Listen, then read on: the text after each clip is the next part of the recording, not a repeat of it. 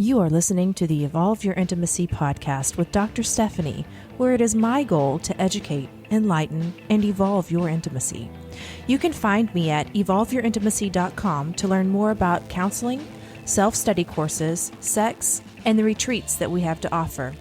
This show contains discussions about relationships, intimacy, and sex, and is meant for those who are 18 years and older. Now, sit back, relax, listen up, and get ready to evolve your intimacy. Welcome to a profound and insightful episode of our podcast, Evolve Your Intimacy with Dr. Stephanie. Today, I am honored to sit down with the remarkable Tilly Storm as she graciously opens up about her deeply personal journey with religious shame and guilt surrounding sex and sexuality during her upbringing. In this candid conversation, Tilly courageously shares her experiences and reflections on navigating the complexities of reconciling one's religious beliefs with personal values and desires in the realm of sex and sexuality. Through her vulnerability and resilience, Tilly sheds light on the impact of religious conditioning on one's sense of self-worth, identity, freedom of expression. Join us as we explore this delicate yet important topic with empathy, understanding, and a commitment to fostering open dialogue and healing. Through Tilly's story, we aim to provide a platform for reflection, growth, and ultimately empowerment for those who have grappled with similar challenges.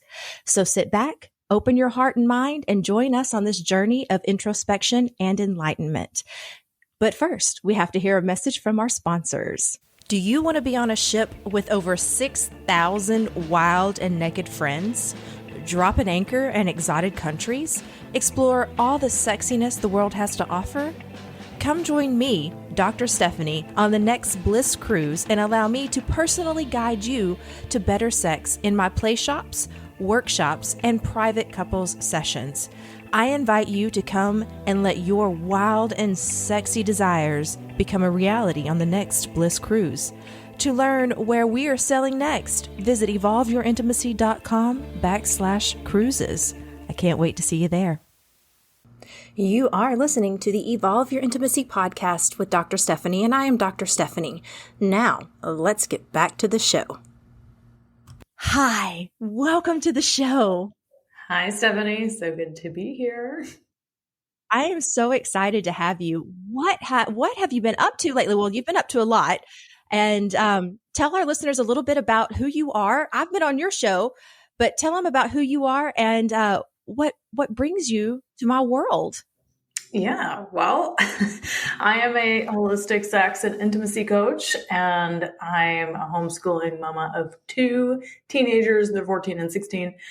And living in Florida, living that beach life, going surfing when we can. Yeah.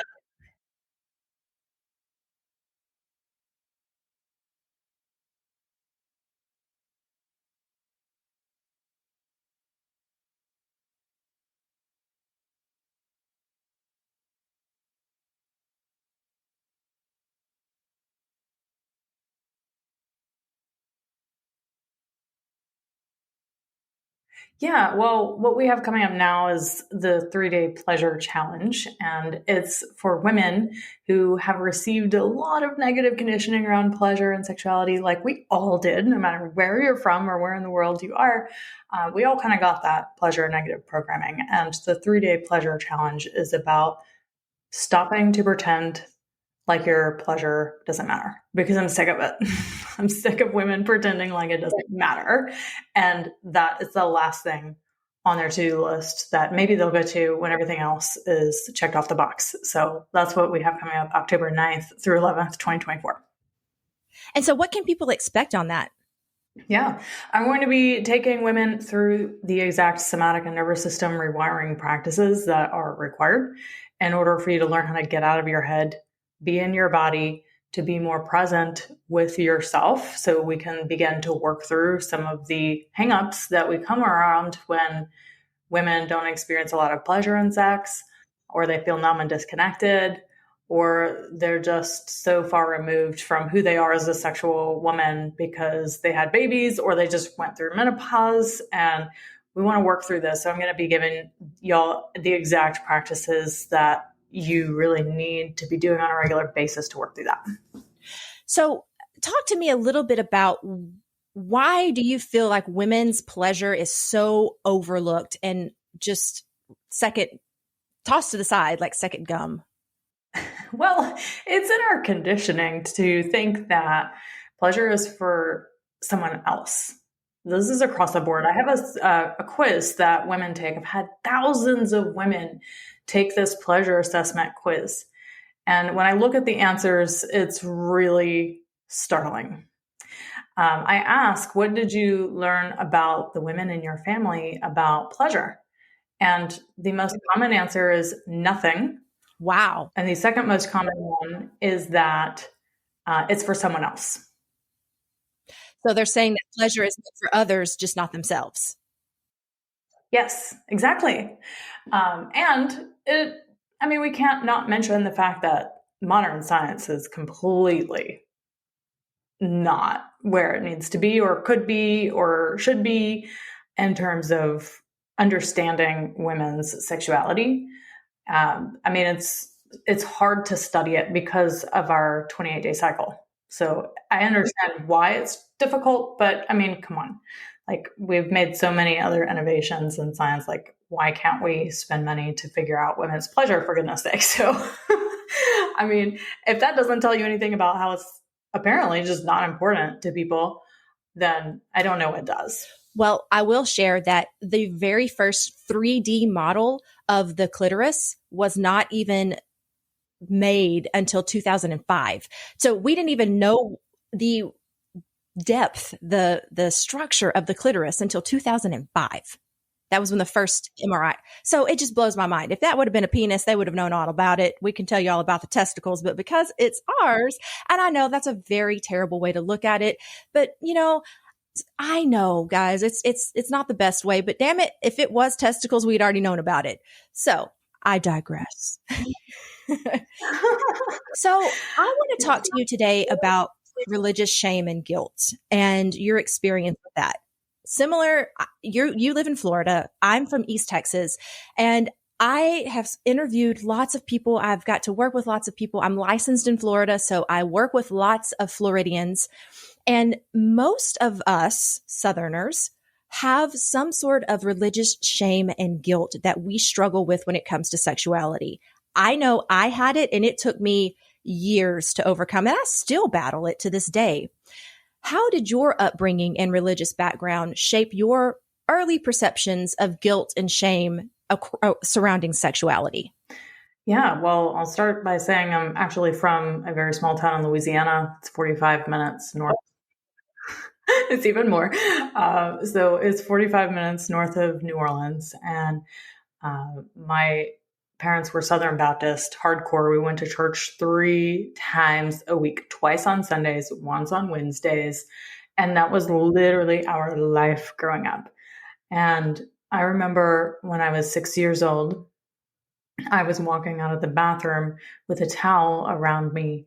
And I remember my parents being in the living room, and they could see me walking into my bedroom, and they fussed at me for not getting dressed before I got out of the bathroom. And that was a very defining moment, because apparently that was the moment that in my head, I must have put 2 and 2 together, that the body is something to be ashamed of. And maybe it's not something that we should look at with awe and wonder. Maybe it's something that we should feel bad about. And it didn't occur to me until after I had my first baby, when I was about 27 years old, that maybe some of the heavy religious shame and the purity culture was huge in the church that I grew up in. Maybe that had something to do with why my experience of pleasure wasn't what I knew it could be, number one, and I could only have an orgasm in one way, and it was hard to get there. So when I started looking at those things and questioning, I began to put 2 and 2 together of like, oh, maybe it has something to do with how I was raised. Well, it turns out it's certainly freaking dead. So It's interesting that you were 6 when that happened. I have always raised my children in a very open, sex positive, like we talk about it. It's just not one of those subjects that have been hidden. I've also been very open with, loving yourself or loving your body, self-love, all of that stuff. There's, don't be ashamed of it. But there was a very distinctive time when my daughter, I don't know what it was. I mean, it was just a switch. Like one day I could go into the bathroom with her and, get ready while she was showering. And then the very next day, it was sincerely a day. It was like, Mom, don't look at me. Don't look. I was like, but I'm not, what? Like, it just blew my mind. Like, she wouldn't let me even come into the bath. Mom, I'm in here. And so do you feel like that religious shame? And I've never tried to put that on her from me personally, but do you feel like society does it in general? I think the messages come from all over the place, for sure. I mean, where you get it from, it doesn't really matter other than the fact that you have that. But I think that a lot of it derives from religious conditioning. I think socially, it's less common for it to derive from like a social conditioning aspect, but definitely religious conditioning, at least if it's from a very puritanical religion where modesty is a higher value, and you have to, you're the reason that men lust over you, like these sorts of messages are very damaging to women's experience of their own sexuality, because it makes us shut it down because we don't feel like it's safe to have that. I know exactly how purity culture affected me. Talk to me about your experience with purity culture. Oh my gosh. Well, first of all, I will say that I moved out when I was 18. I graduated high school. My birthday was April of that year. About a month and a half after I graduated, I had saved up every penny I made working at a coffee shop. I had $2,500 to my name, and I flew the coop. Like, no one believed me that I was going to leave. I immediately packed my car right after graduation ceremony, like packed the car and drove it to Denver, Colorado. I was out, yes, because my upbringing was so confining. My mom was also, now that I look back on it, I realized she was actually going through menopause and having a really hard time with it. I didn't know that then, but I do now. And she was a little cuckoo crazy for a little while. So the way that she reacted to my first boyfriend, my first love, it was over the top crazy. Like, I could sit here and tell you some stories. Like, she sent me to therapy, tried to tell me I was crazy for falling in love with someone at 17, like just absolutely insane. Anyway, so all of that like totally pushed me to leave. And when I left, I immediately met my kid's dad as soon as I got to Denver. And the thing with the conditioning was that my thinking, not even conscious of it, was that in order for sex to be okay, I have to marry this guy. So I did. And that was my first marriage. And it was so toxic. It was so like, obviously when you're 20 years old and you get married to someone who's 25, I think he was at the time, like you don't know who you are. I had no idea who I was at the time. I just knew that I wasn't what my parents raised me to be, and I needed to figure that out on my own. But yeah, I ended up in a really toxic relationship. And then eventually getting pregnant when I was 22, had my first baby when I was 23, and ended up wanting to separate, moved out, found out I was pregnant 3 weeks after I moved out with my second one, and then tried to make it work thing for about 6 months after he was born, which obviously didn't work. So it led me into some really, Yeah, it never really does. yeah, it led me into really terrible relationship patterns. And eventually I had to look at, why do I keep going into a relationship to try and discover who I am? So that was something else later on down the road that I had to look at. But yeah, a lot of it was sourced and started from a lot of the religious conditioning that I had growing up. Well, I want to actually go into a little bit of that direction because I think we as women, especially our age group, have all experienced some sort of purity culture type mentality, regardless of where you were. I think it was just one of those cultural time things in our past that just kind of is there. And so many of us struggle with how to get out of it. So how you said, later on in life, I had to look at myself and I was going through these damaging relationships. I've went personally one damaging relationship after another. And, I know a lot of that is to do with my fixer up personality. Like I think I can save everybody. And that comes from me being the only girl out of 6 brothers and, just all kinds of fun stuff, religious shame, religious guilt. But I know that I've had to do that work, but tell me your story about the work you did. Oh my gosh. Well, it started when I was 27 and I was married for the second time. I had gotten divorced when I was had just turned 26. And then I was about 27 and a half when I got married for the second time. And in that relationship, it seemed amazing at first. And it was a really fantastic relationship, except that he had one problem. He was an addict. He was an alcoholic. And he hid it really, really well. And it didn't come to light until 6 years later when everything fell to the ground and he got a DUI and ran into someone's car and they pressed charges on him. And my whole life was ruined in an instant. Literally everything I had built for 6 years with him, my entire life was then. Financially, it sent me into the worst scenario you could imagine. I immediately became a single mom of 2 kids again. And that is when I really had to start peeling back the layers of relationship. And why do I keep choosing men that don't have their shit together? Why do I keep choosing men who can't provide and support?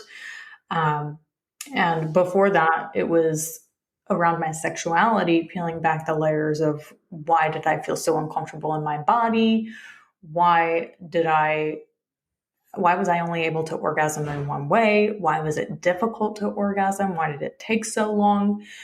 There were many layers. It wasn't something that I did in 6 months or a year even. It spanned the time of about 27 and a half to the time I was about 36. That's 8.5, 9 years so that my journey was going on. And it started with the sexuality stuff, discovering the jade egg practice. It's an ancient Taoist practice. I studied with a Tantra teacher. I began to really commit myself to those practices, and it changed my experience of pleasure and orgasm. I was able to become multi-orgasmic, have cervical, G-spot, A-spot orgasms, energy, full body, all of them, all of the orgasms once I started to really work with the jade egg and open up my energy body, which was an amazing experience. But again, it wasn't until the ending of my second marriage that I had to look at the relationship stuff. And all of that I really worked through with a trauma resolution coach who was very much specialized in working with the nervous system and the fine-tuning adjustments and all of the inner child stories that we have. So it was going to the depths of my soul to really peel back the onion on why did I keep choosing men who just did stupid things, who couldn't show up, who couldn't provide in the way that I wanted. And, that just had addictive personalities, all of those things. And it all had to do with my relationship with men in the masculine, which eventually I healed. And it took 2.5 years of deep diving into the somatic world and my unconscious mind to really rewire what I was even attracted to, who I was attracted to, the type of person I was attracted to before I met my partner that I've been with for 4 years now. what were some of the big aha moments for you about how your past influenced your present choices in men? Yeah. Aha moments were that I kept making men responsible for the things that I wanted in life, right? I didn't have any agency. I think part of the religious programming that didn't serve me, and it might serve some women. I'm not here to say that it's not in service to everybody, but for me, it didn't help that I had this unconscious idea that I could just make men responsible for everything, for my pleasure, for giving me what I wanted in life. And in a way, it disempowered me and made me stay in those relationships for far longer than I should have. Even after the drunk driving accident with the second husband, I still stayed for a year and tried to figure it out and make it work. And it didn't. It just kept getting worse. So I see now, looking back, how I gave a lot of my power away to men. If I had had a more mature and developed masculine internally, I wouldn't have sought the need for them to have to provide for me in certain ways, to give me what I thought I wanted at the time. That if I had been more conscious, self-aware, and more empowered in my own self, that as far as my pleasure goes, I wouldn't have needed that from them. And it was one of the reasons that I stayed, because the sex was really great, especially the second relationship. So yeah, it took really empowering myself to break free of thinking that someone had to give that to me, when in actuality, I was capable of giving that to myself. There are so many women that I work with who stay in toxic relationships because the sex is so good. And yes, I want them to be able to do that for themselves. And so some of the classes I teach, guided masturbation for women, pleasuring the pearl, all of those things are, directly targeted for self-pleasure and finding out what we like and how we like it. Because if we can't pleasure ourselves, how can we expect someone else to know how to do it? We just can't lay down there and be like, okay, figure this shit out, and then expect to have it. So it's, even though the sex is really good with a toxic partner, it's okay because we start thinking, oh, I'm never going to get this again. I don't know why we do that, because my second husband was like that. The sex was phenomenal. And I stayed, and because I was just like, well, I'm never going to find this again. Yes, you will, ladies. Yes, you will. And it'll be better the next time, because you're going to work on yourself. And in those processes and in that discovery time about yourself, you really have to look at why you keep attracting the type of person you're attracting, male or female, and what they bring compared to what you bring. And you'll find that you bring so much more to the table than what you're attracting. And, talk to me about how do you feel that plays into your choices when you are choosing a new partner? We are having such a great conversation with our guests today, but we have to take a really quick commercial break. But during this commercial break, it would be a great time for you to like, subscribe, or follow us on all of our social media accounts. By doing this, you get exclusive insider access to specials on merchandise and sexy equipment. Oh, you'll get a glimpse of Dr. Stephanie rocking their fun outfits. So what are you waiting for? So subscribe, like, or follow to Evolve Your Intimacy on Instagram, Facebook, YouTube, Twitter, and TikTok today. I will see you online. Are you a clinician or coach looking to deepen your understanding of diverse relationship dynamics? Dive into the Clinician's Guide to Ethical Non-Monogamous Relationships, working with clients with alternative lifestyles, the essential resource for navigating the complexities of modern relationships. Explore evidence-based approaches and gain invaluable insights to support your clients in ethical non-monogamous partnerships. This guide is your key to fostering empathy, understanding, and inclusivity in your practice. Don't miss out on this groundbreaking book tailored for the progressive clinician. Unlock the potential to revolutionize your approach and empower your clients. Visit evolveyourintimacy.com today to secure your copy and take the first steps towards evolving your practice. Evolveyourintimacy.com, transforming the way we understand love and relationships. Don't wait. Order today. Your practice depends on it. You are listening to the Evolve Your Intimacy podcast with Dr. Stephanie, and I am Dr. Stephanie. Now, let's get back to the show. Well, it was so different. My dating experiences before were more out of desperation. I'm a very sexual person. My sex drive is very high. I've always been the higher desire partner in my relationships. And when it came to dating, it was challenging for me to not lead with that. And I didn't want to lead with that because I knew that I wouldn't attract someone who was like relationship worthy if I was leading with that. And in actuality, as women, you don't want to because you will attract a completely different kind of person. But I mean, when I met my partner now, I didn't feel butterflies. I didn't get excited the first or the second time that I was on a date with him, but he was so kind and so nice. And I felt really cared for, and he was pleasant to be around. And usually by 2 dates, I would have just been like, nope, not for me. So I went on a third date, and then finally something changed and shifted for me. And I actually started to develop attraction for him. And previously, that's something that I never would have stuck around for. And I think that when we're really looking for the right partner, that attraction, it takes time to build for a lot of women, that it's not going to be butterflies right off the bat like it was for my previous 2 relationships that did not work out. So yes, I had to learn to stop chasing after that. It is very addicting. It's very fun and exciting to feel that way, but is it really worth the pain in the end? Because a lot of times that feeling doesn't lead to a good match when it comes to a relationship. And I was looking for a good relationship match, and that's exactly what I got. Feel like, hello, there we go.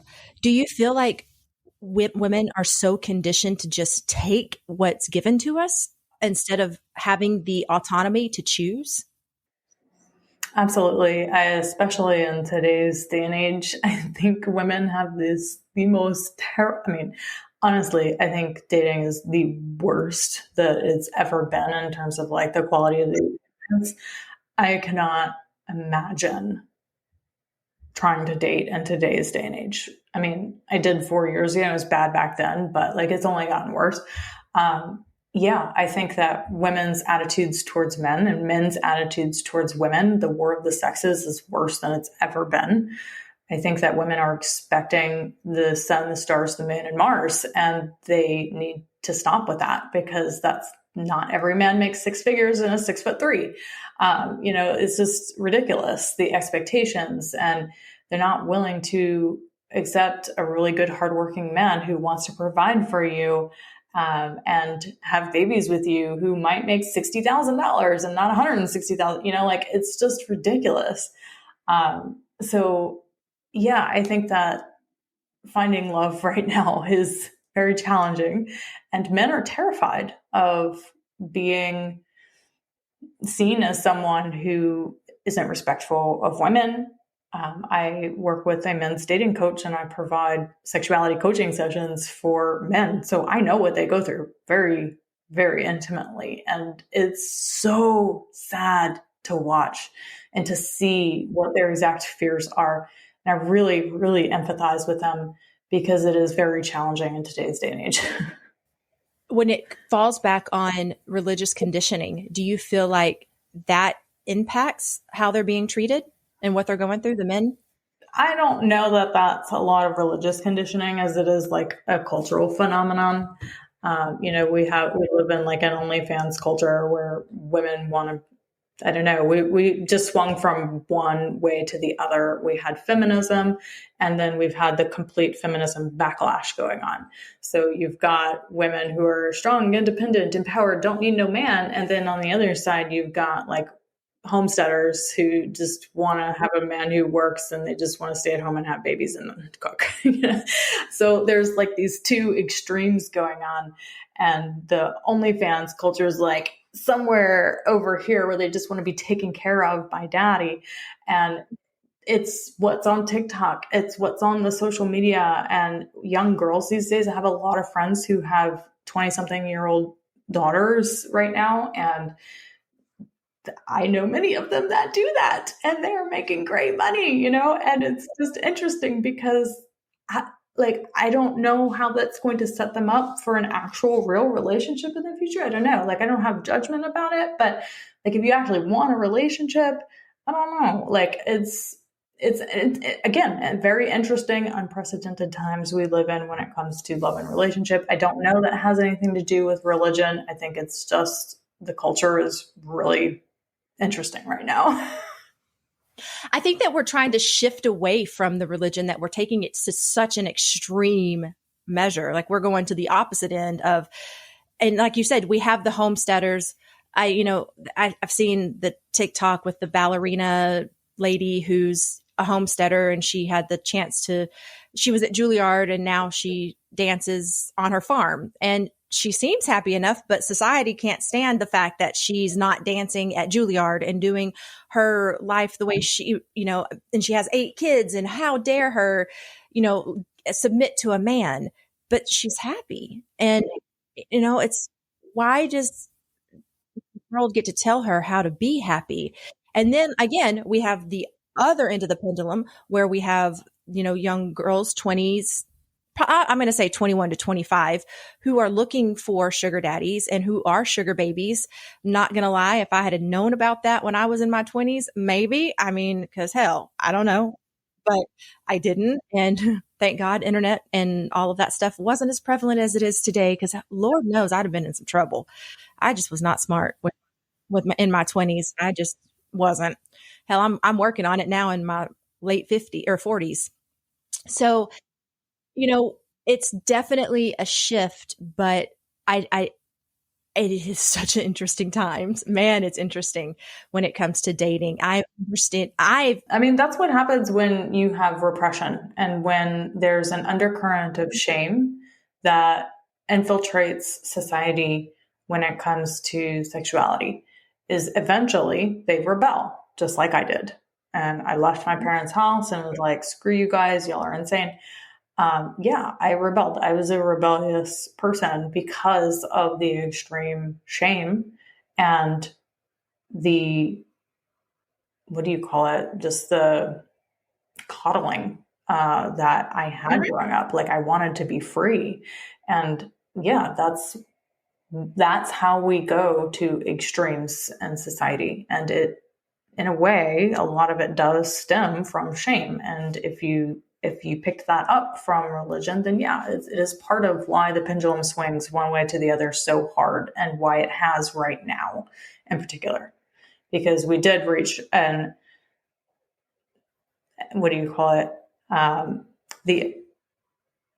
top of feminism, where women started to realize, oh, maybe I don't actually get fulfillment from being able to do everything. Maybe it leads me to burnout. And that's why I'm so stressed out and unhappy with my life, because for a lot of them, that is their truth. And also, we have this whole new movement that we were talking about, where women are just like, just take care of me and let me get married and have babies and cook for you and I'll be happy. And that's awesome too. But where is the middle ground here? I don't know. I don't know when we're going to get there, but I do know that it will level out once we eradicate a lot of the undercurrent of shame that is in our culture for people's preferences in the first place. Sure. So I want to revisit your seminar, and you talk about how we can help women reclaim their pleasure.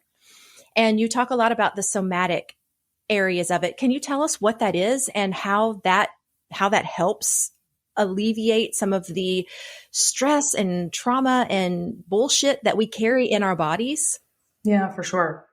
Well, a lot of the work that is done in therapy, I mean, you're a doctor and I'm sure you work at many different levels, but obviously, cognitive behavioral therapy works for some people. It doesn't work for other people.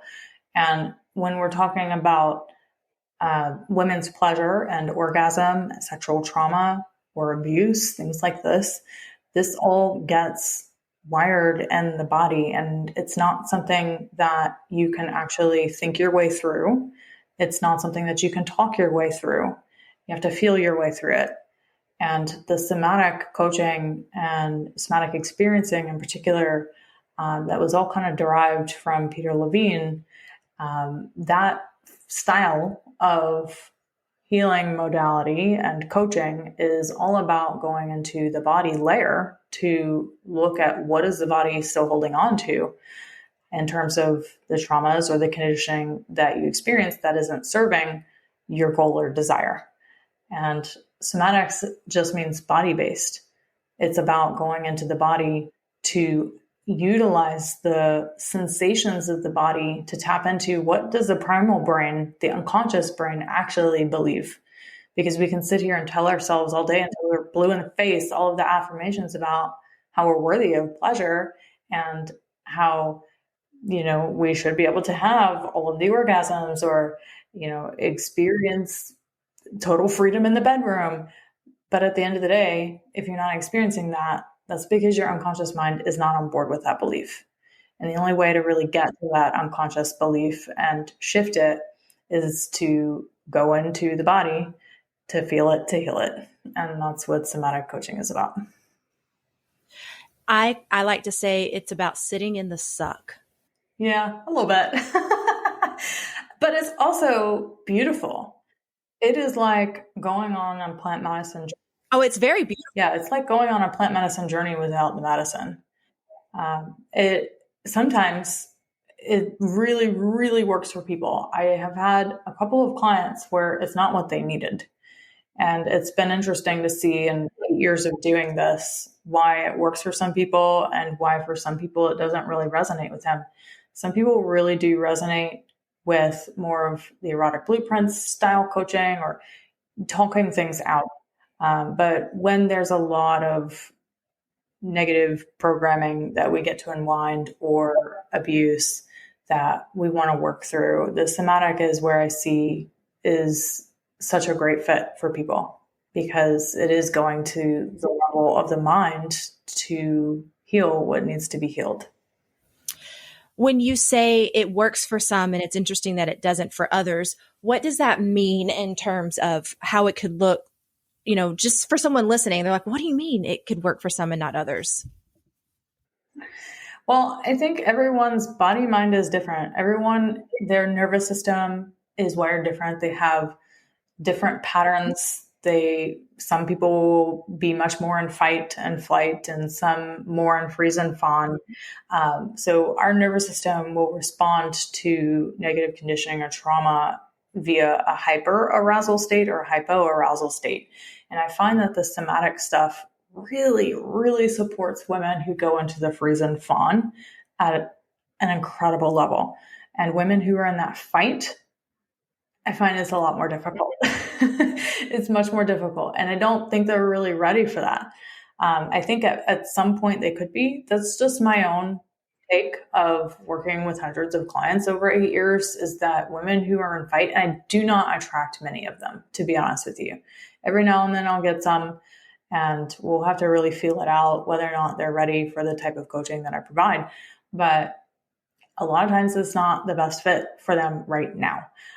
Why? I can't really explain that, to be honest with you. I just know that I've tried, and women who are in that fight state, they have such a hard time just getting in their body because they're so hardcore to like staying in their head and staying out of it, that it's such a base level that we have to start with. And it's kind of boring for me, to be honest. So, in cases like that, I'd rather someone go see a cognitive behavioral therapist or someone that can work with them, working with it on more of that cortical thinking mind, which is fine.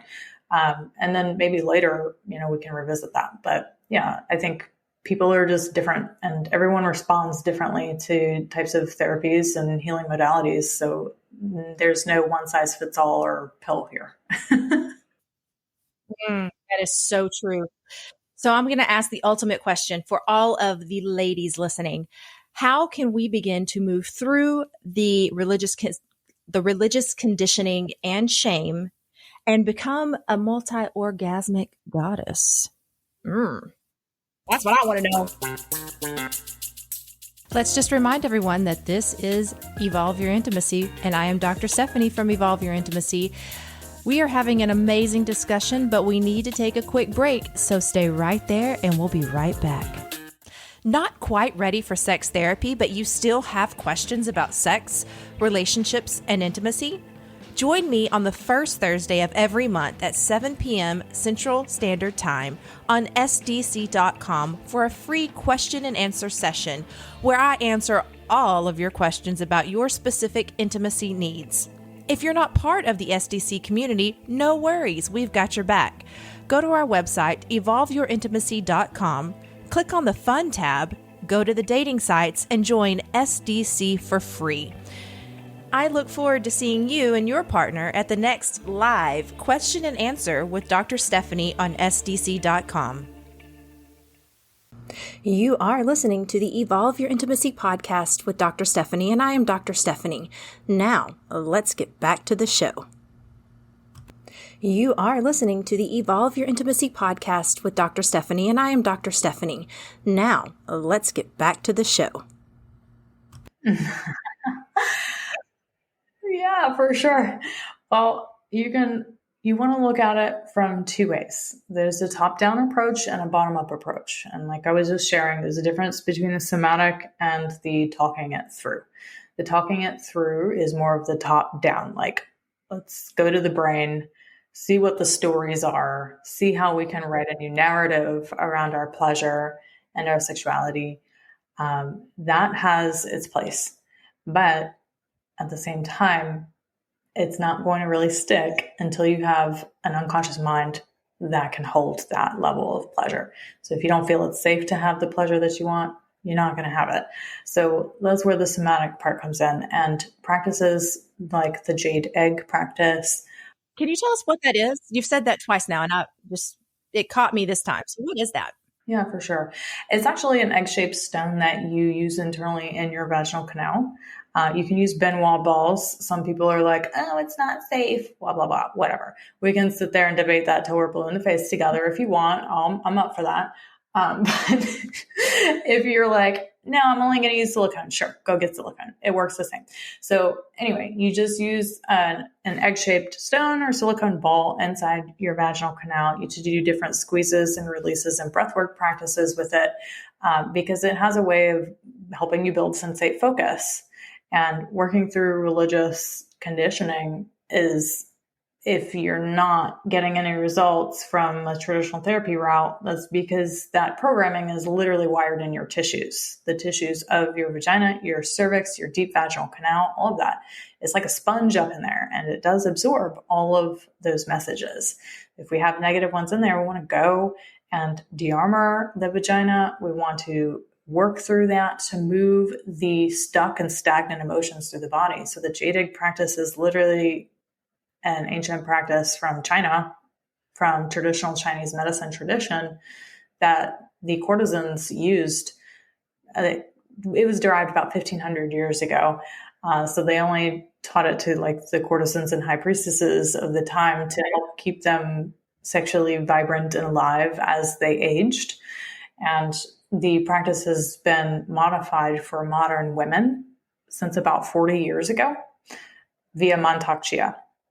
He was actually a man who passed down the practice. So we have modified it for women. I mean, it was a man who taught it. So obviously there's like a disconnect there. But through a lot of the early teachers that started teaching the practice to people like me, They definitely took what was taught from him and modified it for modern women's issues like lack of sensitization or numbness or being totally disconnected from your vagina. So when you use an actual thing like a glass dildo or a jade egg or whatever, you're literally signaling to your mind, hey, this is important. We need to pay attention here. And if a lot of my ladies are like, I want to learn how to have an orgasm from penetration. I'm kind of tired of my clitoral orgasm.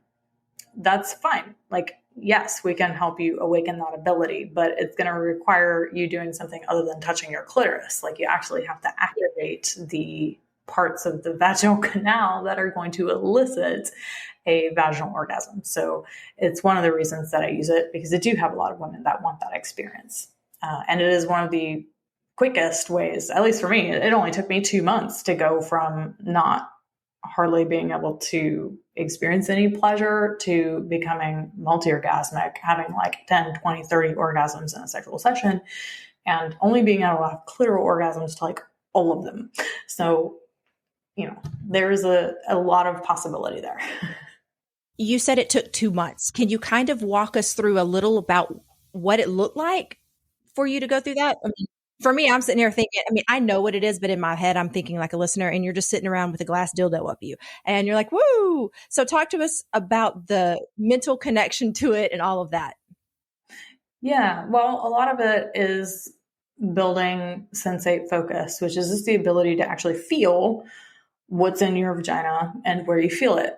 And most of us are conditioned to experience pleasure from something outside of us, from porn, from a visual stimuli, from a fantasy that we elicit in our head, something like that. And there's nothing wrong with that, but sometimes it can actually be a block to more pleasure if you were to use the body to access pleasure.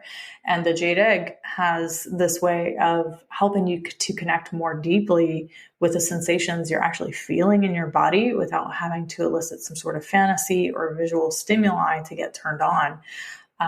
So what it actually looks like, if you've ever done yoga, have you done yoga before? Do you practice yoga? Yeah. Okay. Have you ever been to like a yin class?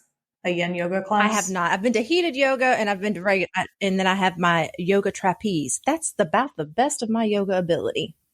Okay. A yin yoga class is very slow, meaning that they'll hold a posture for like 1 to 5 minutes. So an asana will be held for a really long time. And when you hold the posture that long, it actually allows the fascia to release tension and charge and shock in your muscle tissue. And the jade egg practice, it looks like you're doing maybe a yin yoga practice. You're butterflying the legs open and closed. You're doing bridge position. So it kind of like from the outside looking in, if someone were to look at someone doing a jade egg practice, it would look like they're doing a very slow yoga practice, if that makes sense. Okay. And when you say the glass dildo, can they incorporate that to feel internally, I guess, things that they've never felt before? Yeah, I absolutely love the glass dildo. I do too.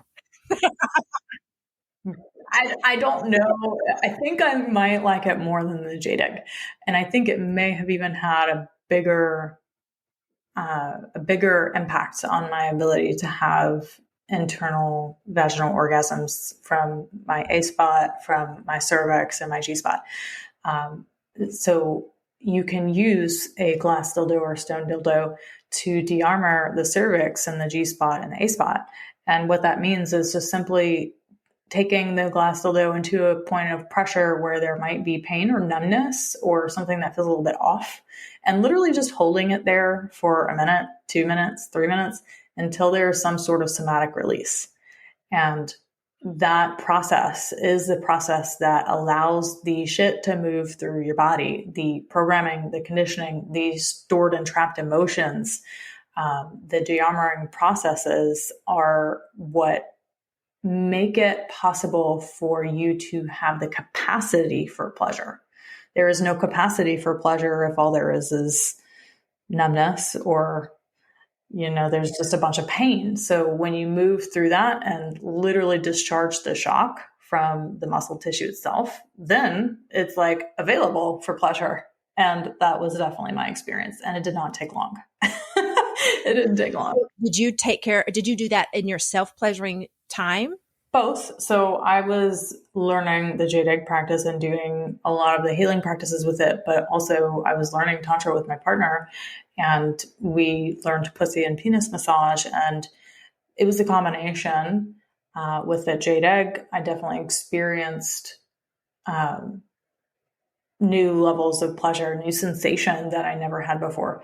But also my second husband, he definitely activated things in me that I didn't know were possible either, through the pussy massage that you learn when you learn Tantra with me. But anyway, so there's all sorts of amazing orgasmic experiences available that only become available for some people when you really work with the stone and the glass dildo or the jade egg. Some people are just sexual superstars and they can figure it out without doing all of this. Some people aren't. I know. I get to work with a lot of those. So, I don't know if you know this, but I go on the Bliss cruise. I go all over the world, but my big event is we get 6,000 swingers on a cruise ship and we go have a great time. But there's lots of great classes that they offer. I mean, I teach 20 of the classes on the ship. And one of the classes is pleasuring the pearl, pleasuring the penis, but I do one called guided masturbation for women. And it's just allowing them to really feel. And I think I want to incorporate some glass dildos into that because I think that's going to be the key. Now that you said that, I kept thinking there's something I'm missing with this class because it works and all of the ladies, they love it, but I just felt like there was something missing from it. And I think when you said that, I automatically grabbed my paper and wrote it down. And I was like, that's what I've been missing is that letting go, that somatic piece. We're connecting, but we're not letting go of that trauma that's there. And I think, so thank you. You just completed my whole course that I've been struggling with, what's missing? And you just did it for me. So thanks. All right, good. Amazing. So I know that you teach lots of classes. So tell our listeners about the classes you teach and, what they can expect if they want to work with you. Yeah, I don't actually teach a class. What I do is I offer a group coaching program for women or a private couples coaching experience. So my Sex Goddess program is for women who want to experience more pleasure. They're very ambitious. You probably hit a level of success in your life because you are so ambitious that you're probably in a burnout or overwhelmed place now. And you know that there's got to be another way to live your life and one that doesn't put your pleasure last on that to-do list. So the Sex Goddess program is for women who want to come home to their body. They want to learn to live life another way. That's not about chasing another accolade or more letters behind their name. That it's more about recognizing that, what I consider success now is being able to slow down and enjoy my life and actually enjoy all of the amazing things that I've created for myself. Because what's the fucking point of creating it all and spinning your wheels, hustling your life away if you don't even know how to enjoy it? But sadly, that's what most women do. So that's what I do. And then I have a couples program for people who are really struggling with communication and sexual creativity and want to explore that together. I love that. I love how you just said couples, sexual creativity. So many times I get to work with, there's differences between a sex therapist and a sex coach. Sex therapist, I'm a certified sex therapist. I have licenses in 4 states. That's my jam. We have to go deep in there where you go to the body, like you just said, with a glass dildo and we release that somatic pressure. Well, when you can't let go of that, like you said earlier, you need to come see me because there's something in there that's blocking and we need to release that, right? Because it's there, you can do it and it's either mental or, you're holding on to some sort of trauma and I get to go really deep. So I always joke and say that my men only come to therapy with me when their dick quits working. And all of a sudden they're like, oh, they've gone to the urologist, yeah, you're fine. Here's all the pills. The pills aren't working. And then the urologist says, hey, you need to see a therapist. And they're like, well, why? I'm fine. So they come and they're like, yeah, it's not working. And I ask a few basic questions and then the floodgates open and I'm like, well, no wonder it's not working. You have PTSD or you have all this repressed trauma. Let's talk about that. And when we start letting that out within a matter of weeks, they're like, oh my God, my dick works again. I'm like, yeah, imagine that. It's crazy how your brain controls that. And then as a sex coach, you get to work a little bit more on the fun stuff, like the sexual chemistry, all the fun stuff. Not chemistry. What you just said earlier. What was the word you said? Creativity. Yeah. I mean, I definitely do the trauma work too, especially with my women, but with my couples, that's not where we're going. Yeah. It's much more about like you literally have 10 sex date nights that are guided for you to try all of the different flavors of sexuality together and expand your repertoire of the things that you like and don't like, and to, pick up the pieces that really worked for you and incorporate them into your sex life on a day-to-day basis and leave the rest that you didn't like or that didn't work for you. So yeah, it's much more exploring your erotic languages and how to actually feel comfortable talking about sex and get on the same page about talking about sex. Yeah. Absolutely. And there are so many great people that offer wonderful services. And to anybody listening, there is somebody out there for you. If you feel like you don't connect with a therapist or you don't connect with this person or that person, don't stop. Don't stop looking for somebody you connect with because they're out there and you will be able to heal. So many times clients come to me and they're like, you're my fifth counselor I've been to. I'm burnt out. I'm tired of therapy. It doesn't work, yada, yada, yada, but I have to come because this, that, or the other. And they connect with me and they're like, oh, well, this wasn't like therapy in the past. Well, no, because you connected with me. And that's the whole point. You found somebody you connect with. And whether it be a therapist, a coach, whether it's CBT, somatic, what you need is out there, but you have to really just search for it. You have to advocate for what you need based off of, unfortunately, the trauma you received as a child. Yeah. Yeah, for sure. I totally agree with you there. I'm not for everyone. I can guarantee you that. But me neither. And I tell everybody that from the very, like my opening speech is, hi, I'm Dr. Stephanie. I'm a reality-based therapist. I tell you what you need to hear, not necessarily what you want to hear. And I'm not for everybody. That's okay. I cuss. If that bothers you, let me know. Yeah, same.